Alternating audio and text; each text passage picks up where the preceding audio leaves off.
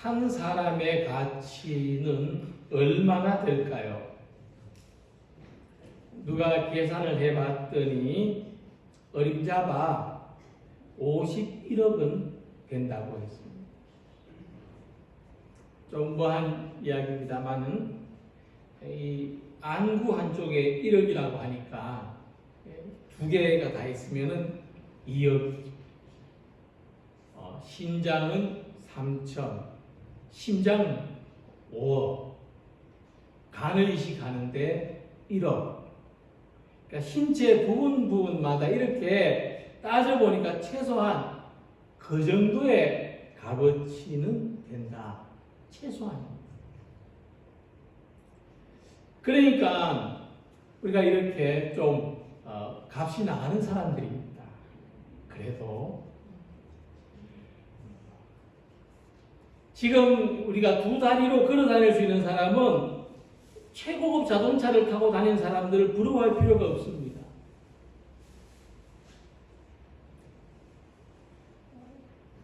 강남 아파트에 사는 사람 부러워할 필요가 없습니다. 우리가 그보다 더 값나갑니다. 두 사람이 함께 있으면은 100억이 넘으니 우리가 얼마나 어마어마한 재산을 가지고 있는 사람들인지 모릅니다. 옆에 있는 서로를 더 귀한 분으로 여기면서 살아가시기 바랍니다. 참 귀한 분들 오셨습니다. 조금 다른 각도에서 바라보면 우리 일상이 축복이고 기적입니다. 하지만 우리는 일상에 감사하기보다 일상을 초월하는 특별한 일들이 일어나기를 바랄 때가 더 많습니다. 그런데 그 중에서도 유대인들은 기적을 좋아한다고 사도 바울 말했습니다. 고린도전서 1장 22절에 유대인들은 표적을 구하고 기적을 좋아한다는 말입니다. 하지만 지나치게 기적만을 의존하는 신앙에는 문제가 있습니다. 내 신앙의 목표가 기적이 일어나기만을 날마다 바라는 신앙은 문제가 있다는 것입니다. 왜냐? 하나님은 기적 속에만 계신 것이 아니기 때문에 오히려 기적은 아주 특별한 이 성경 이 전체의 이 책 속에 많은 기적 이야기가 들어있지만은 그런데 아주 특별한 이야기입니다.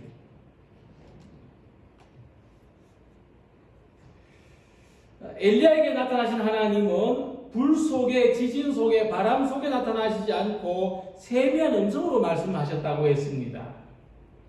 그러니까 하나님은 기적과 같은 현상을 통해서만 자기를 나타내시는 것이 아니라 성경을 읽거나 말씀을 듣는 동안 세미한 음성으로 나타나신다 하는 것입니다. 그래서 일상에서 말씀을 묵상하고 기도하는 것은 힘이 있습니다. 나와 함께 하신 하나님에 대한 고백이 쌓이는 훈련입니다. 함께 하신 하나님을 날마다 경험하는 훈련입니다. 그래서 나와 함께 하시는 하나님, 나와 가까이 계시는 하나님을 바라보는 훈련이 된 사람은 어떤 고난을 만나더라도 극복하고 다시 일어날 수 있는 것입니다. 오늘 함께 읽으신 말씀의 내용은 하나님께서 특별한 기적으로 우리를 지켜주시는지 그렇지 않은지 시험해보라는 사탄의 유혹입니다. 근데 사람이 견디기 어려운 일 가운데 첫 번째가 생존의 위협이라면 두 번째는 안전의 위협입니다. 사탄은 사람이 생존의 위협 속에서도 믿음을 지킬 수 있는지를 시험해 보기 위해서 돌로 떡을 만들어 보라고 예수님을 유혹했습니다. 과연 예수님이 이 생존의 유혹을 이길 수 있는지, 죽기가 무서워서 십자가를 팽개칠 수 있는지 그렇게 되도록 유혹했습니다. 그리고 안전의 위험 속에서도 과연 하나님이 지켜주시는지를 믿는지 시험해 보려고 예수님을 유혹했던 것입니다. 질병으로 고통받는 사람들은 약으로 안 돼서 기적적으로 낫기를 바랄 것입니다.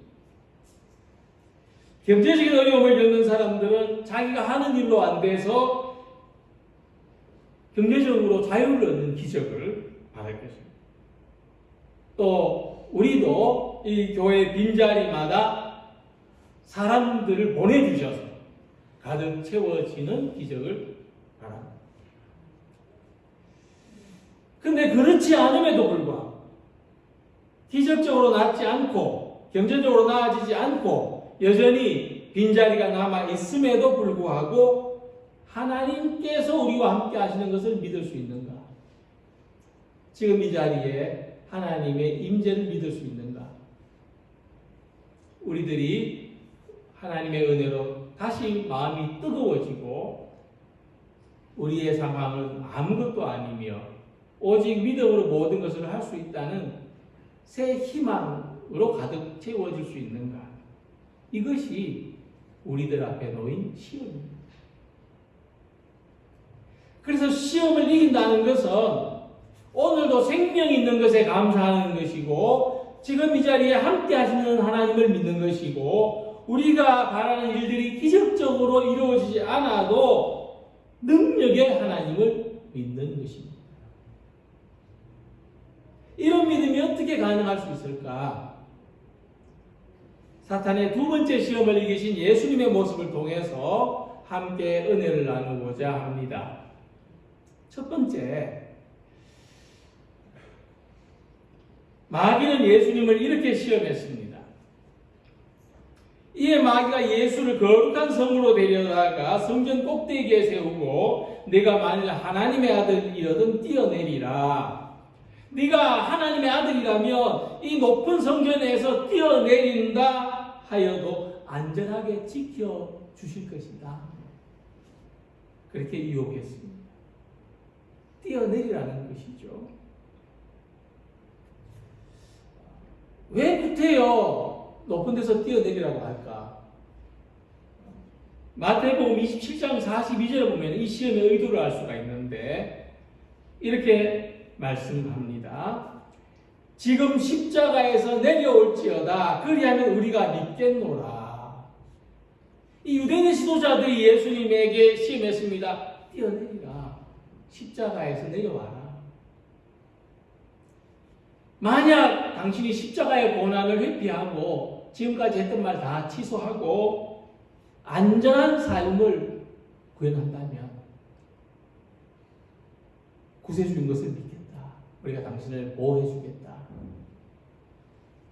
사람들한테 존경받게 해주고 살집 주고 쓸 물질 주겠다. 그렇게 유혹한 것입니다. 그런데 그럼에도 불구하고 십자가에 내려오지 못한다면 예수님은 당신은 하나님의 아들도 아니고 구세주도 아니다. 우리가 힘든 일을 피해가고 싶습니다. 위기의 상황은 만나고 싶지 않습니다. 우리한테 어떤 두려움이 있는가 하면 만약 하나님이 안 지켜주시면 나는 어떻게 되지? 만약 하나님이 안 받쳐주시면 뛰어내리는데 안 받쳐주시면 이런 두려움이 있습니다. 그러니까 지금 기적이 일어나지 않고 이 힘든 상황에서 벗어날 수 없다면 나는 하나님의 자녀가 아닌가? 하나님이 계시지 않은가? 이렇게 받아들이도록 만드는 것이 사탄의 시험, 마귀의 시험입니다. 하나님이 우리와 함께 계시지 않는다. 이런 마음을 가지게 만드는 것입니다. 제가 초등학교 1학년 때 한 달간 파리 기부스를 하고 지낸 적이 있습니다. 친구 집에서 프로레슬링 놀이를 했는데 이제 친구는 이노키 역할을 맡고 저는 이제 기밀 역할을 맡았습니다. 친구가 팔을 비틀면 저는 이제 빠져나와서 박치기로 쓰러뜨려야 되는데 친구가 팔을 너무 심하게 비틀어가지고 사고가 나요. 근데 그때 우리가 몰랐던 게 있습니다. 뭐냐면 이 프로레슬링 선수들은 사람들한테 보여주려고 연기한다는 걸 몰랐습니다. 그러니까 이제 연기로 하는 것을 실제로 하니까 다칠 수밖에 없는 거죠. 그래서 팔이 기부스했습니다. 만약에 타잔 따라 한다고 높은 데서 뛰어내렸다면 다리를 다쳤을지도 모릅니다. 우리의 삶은 연기가 아닙니다. 우리가 겪는 고난도 마찬가지입니다. 그냥 한번 슬쩍 지나가는 어떤 그 테스트와 같은 한번 테스트해보는 이런 게 아닙니다. 그래서 우리가 날마다 고난을 겪지만 고난은 익숙해지지 않습니다. 절대로 익숙해지지 않습니다. 매일 높은 곳에 올라가서 작업하는 사람들도 날마다 두렵다고 합니다. 수십 년을 그렇게 일해왔는데도 여전히 올라가는 것이 두렵다고 합니다. 이와 같이 예수님이 받으신 십자가의 고난도 연기가 아닙니다. 예수님 십자가 위에서 연기하신 거 아닙니다. 살이 찢기고 피가 흐르는 고통, 죽음의 고통을 받으셨습니다. 그럼에도 불구하고 십자가에서 내려달라고 구하지 않으셨습니다. 우리는 힘든 일을 피해가고 싶지만 힘든 일을 피해가게 하는 것이 하나님의 은혜가 아닙니다. 힘든 일도 이겨내게 하시는 것이 하나님의 은혜입니다. 그런데 우리는 힘든 일을 만날 때마다, 좀 힘들어질 때마다 이 하나님을 시험해 보고 싶습니다. 이번에 기적적으로 지켜주시는지, 이번에는 좀 수월하게 지나가도록 해주실 건지 한번 지켜보겠다는 마음을 가집니다. 그래서 하나님은 언제나 우리를 지켜주심에도 불구하고 기적이 일어나지 않으면 하나님 나 못 믿겠어 하는 이 마음을 자꾸 얻어주는 것이 마귀의 유혹입니다. 고통이 일순간에 사라져버릴 때, 문제가 단번에 해결되어 버릴 때, 바라는 일들이 순식간에 이루어져 버릴 때 우리는 하나님이 도우셨다 정말 기뻐하고 감사할 수 있을 것입니다. 그러나 고통이 일순간에 사라져버리지 않아도, 문제가 단번에 해결되지 않고 바라는 일들이 순간적으로 이루어지지 않아도 하나님은 나를 지켜주신다. 하나님은 지금 나와 함께 계신다는 것을 믿는 것이 참된 믿음입니다.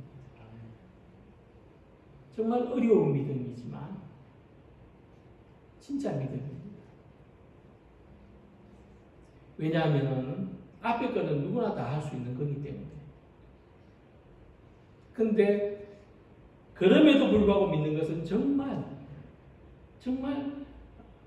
소수만이 가질 수 있는 믿음이기 때문에 그러합니다. 그래서 우리는 날마다 하나님의 도움을 믿고 살아가는 성도들이 되시기를 소망합니다.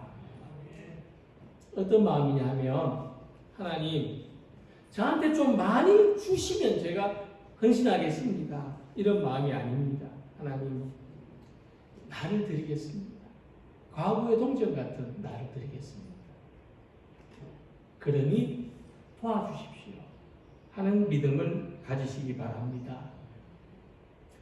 하나님 고통을 면하면 하나님 뜻대로 살겠습니다 할 것이 아니고, 하나님 고통 속에서도 십자가를 지는 마음으로 하나님의 뜻을 따르겠습니다 하는 믿음으로 살아가시기 바랍니다. 어려운 일을 만나도 고통을 겪어도 문제가 가로막혀도 하나님은 나와 함께 계십니다. 이 믿음을 가지셔서 힘든 일을 피해갈 길을 구하는 대신 감당할 수 있는 믿음을 구하고 숨 쉬는 순간마다 간절한 마음, 하나님의 도움이 아니고서는 살 수 없습니다. 하나님을 의지하는 성도 여러분들이 되시기를 소망합니다. 예수님은 마귀의 시험에 대답하시기를 기록되었을 때 주 너의 하나님을 시험하지 말라 이렇게 말씀하셨습니다. 예수님의 굽히지 않는 믿음, 굽히지 않는 믿음, 믿음에 있었지만 굽히지 않으셨다. 이 믿음이 모든 의심을 이길 수 있다. 하나님이 나를 보호하시는지 안 하시는지 이런 의심을 이길 수 있는 것은 굽히지 않는 믿음. 절대적으로 하나님이 나를 지키신다, 보호하신다. 이 믿음은 양보할 수 없는 것입니다. 출애굽한 이스라엘 백성들이 홍해 앞에 섰을 때 뒤에는 애국 군사들이 막 병거를 타고 막 빠른 속도로 추격해오고 앞에는 건널 수 없이 깊은 홍해 바다가 넘실거리고 있었습니다. 이스라엘 자손들은 모세를 원망했습니다. 대책도 없이 우리를 여기까지 데리고 와서 이제 우리 다 죽었다. 그러나 모세는 하나님이 가지고 계신 대책을 믿었습니다. 능력의 하나님은 홍해 바다를 땅같이 밟고 건너가게 하셨습니다. 그리고 애굽의 군대는 그 바다에 다 몰사하게 하셨습니다. 40년간 그 기나긴 광야 생활을 마치고 높고 견고한 여리고성 앞에 섰을 때도 하나님의 대책은 손가락 하나 되지 않고 여리고성이 무너지게 하신 것입니다. 거인 골리앗이 사람 키많은 칼을 들고 이스라엘 군인들과 하나님을 모욕했지만 하나님의 대책은 다윗이 가진 물맷돌 하나로 거인 골리앗을 쓰러뜨리셨습니다. 홍해 앞에서도 여리고성 앞에서도 골리앗 앞에서도 굽히지 않는 믿음을 가지게 하시는 것이 하나님의 대책입니다. 우리 삶에 하나님의 가장 강력한 대책은 우리도 이와 같이 굽히지 않는 믿음을 가지고 살아가는 것입니다. 그래서 우리는 하나님의 대책을 믿어야 합니다. 그럴 때 어떤 어려움을 만나도 굽히지 않는 믿음으로 살아갈 수 있습니다. 그런데 의심은 이유 없이 생기지 않습니다.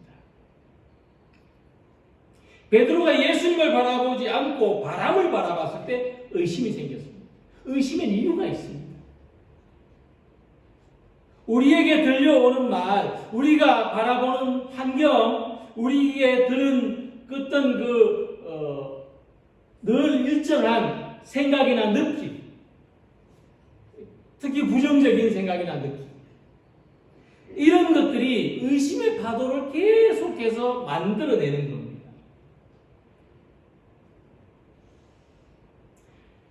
그러나 예수님은 마귀의 두 번째 시험도 하나님의 말씀으로 이기셨는데 믿음의 가장 본질적인 문제는 뭐냐면 우리 눈앞에 보이는 수많은 의심을 이기고 하나님 말씀을 신뢰하는 것입니다. 하나님의 말씀을 믿으면 하나님이 세워놓으신 대책을 신뢰할 수 있습니다. 하나님의 말씀을 믿지 못하면 어떤 대책도 없는 것이 우리 삶입니다. 그래서 우리를 위해서 가장 좋은 대책을 마련하고 계신 하나님을 믿을 때 우리는 의심의 유혹을 이기는 사람들이 되는 것입니다. 이런 이야기가 있는데 어떤 사람이 묘목을 한 그루 심었습니다. 그는 심어놓고는 잘 자랄 수 있을지 불안해서 기도했습니다. 하나님, 이 연약한 뿌리가 잘 자랄 수 있도록 단비를 내려 주십시오. 근데 신기하게 그날 오후에 비가 내렸습니다.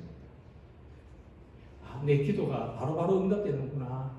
재미가 났습니다. 근데 그 비가 다음 날까지 내리니까 기도했습니다. 하나님, 이젠 햇빛이 필요합니다. 그래도 또 조금 있다가 비가 숨을 거치더니 햇빛이 또 언제까지 쨍쨍을 주였습니다. 그러니까 또 너무 말라버릴 것 같아서 기도했습니다. 하나님, 이제 이 나무가 더 튼튼해지도록 밤에는 서리를 좀 내려주십시오. 그랬더니 한밤중에 서리가 내려서 아침에 보니까 작은 나무가 얼어 죽었습니다. 다시 장에 가서 나무를 샀습니다. 다시 죽은 나무를 뽑아내고 심으면서 기도합니다. 하나님, 아무래도 하나님이 저보다 나무를 더 잘 아시지 않겠습니까? 비를 주시든 햇볕을 주시든 바람을 주시든 서리를 내리시든 하나님이 딱 필요할 때 필요한 만큼 알아서 주십시오. 우리는 이와 같이 어떤 상황에서도 선하게 인도하신 하나님의 뜻을 신뢰하는 우리들이 되시기를 소망합니다. 이게 유혹입니다. 우리는 이 유혹을 믿음으로 이겨야 됩니다. 이런 삶을 성경은 가르쳐주고 있습니다. 노아처럼 순종하시고 에녹처럼 하나님과 동행하시고 아브라함처럼 하나님 믿으시고 요셉같이 유혹을 물리치시고 여호수아와 갈렙같이 낙심하지 마시고 기도원같이 작은 숫자로도 전진하시고 다윗같이 주님 바라보시고 욥같이 참으시고 요한처럼 예수님의 사랑 안에서 사시고 바울같이 전도하시고 스데반같이 원수를 용서하는 믿음으로 살아가기를 소망하는 성도 여러분들이 되시기를 바랍니다. 그래서 만약 예수님이 이 마귀 유혹대로 사람들이 보는 앞에서 성전 꼭대기에서 뛰어내리셨다면, 그래서 그래도 무사하게 툴툴 틀고 일어나셨다면 아마 더 많은 사람들이 예수님 믿었을 것입니다. 그러지 않았겠습니까? 사람들이 예수님도 안 믿었는데 오늘 새벽 기도하면서 기도하다 그런 감동이 저한테 왔습니다. 사람들이 예수님도 안 믿었는데 너를 믿겠느냐, 이런 감정이 왔습니다.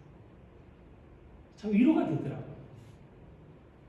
사람들이 예수님도 안 믿었는데 우리를 믿겠습니까?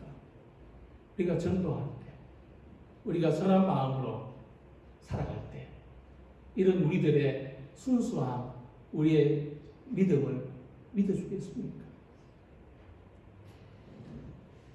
근데 예수님이 그 위에서 뛰어내렸다면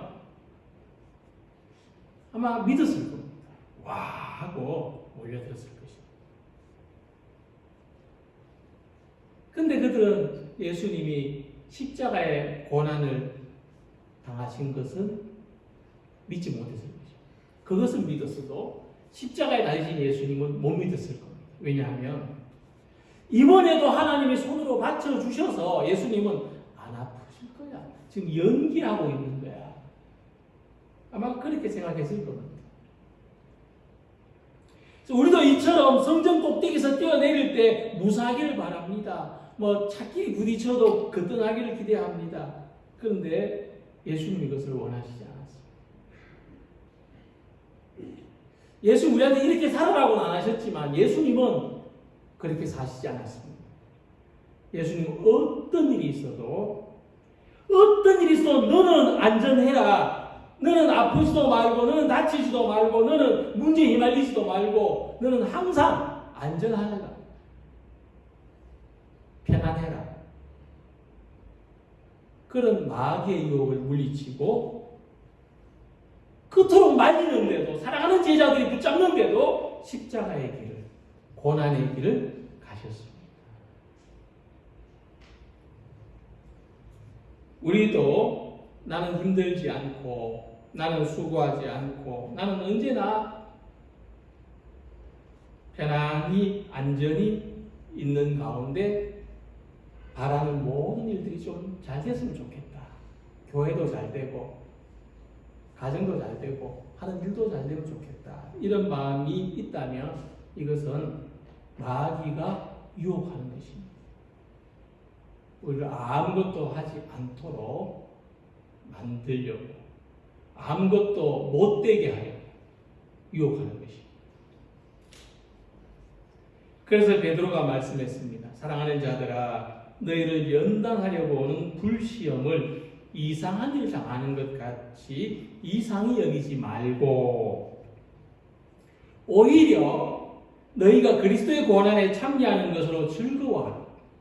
이는 그의 영광을 나타내실 때에 너희로 즐거워하고 기뻐하게 하려 함이라. 베드로는 예수님을 주님으로 믿는 우리의 삶에 반드시 고난이 있을 것이며 그것을 이상하게 여기지 말라고 했습니다. 오히려 이 고난은 불과 같이 우리를 강하게 하고 믿음을 순전하게 하는 연단이며, 우리는 이것을 통해서 예수님의 고난에 참여하는 영광을 얻게 된다고 말씀했습니다.